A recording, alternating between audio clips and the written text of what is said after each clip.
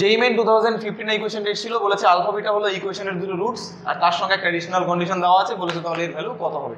So যেহেতু alpha beta দুটো roots তাহলে অবশ্যই ইকুয়েশনকে স্যাটিসফাই করবে। আর আমি এখানে এই রিলেশনটাকে ভ্যালুগুলো বসালাম, মানে 10 আর 8 আর 9 তিনটে ভ্যালু লাগবে, সেই ভ্যালুগুলো আমি বের করে নিলাম।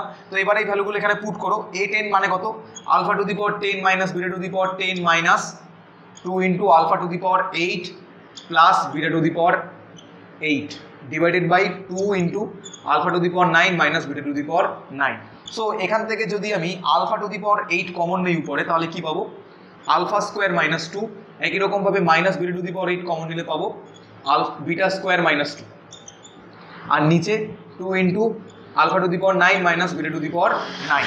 সো এইখান থেকে দেখো আলফা স্কোয়ার মাইনাস 2 কত হবে, আলফা স্কোয়ার মাইনাস 2 হবে 6 আলফা, আর বিটা স্কোয়ার মাইনাস 2 হবে 6 বিটা। যদি আমি ভ্যালুগুলো এখানে বসিয়ে দিই তাহলে এখানে আমি কি পাবো, 6 alpha to the power 9 minus 6 beta to the power 9 divided by 2 into alpha to the power 9 beta to the power 9। তো উপর থেকে 6 কমন নিলে alpha to the power 9 minus beta to the power 9, আর নিচ থেকেও 2 কমন নিলে alpha to the power 9 beta to the power 9 কেটে যাবে, ফাইনাল অ্যান্সার হলো 3, অর্থাৎ option A is the correct answer. Thank you.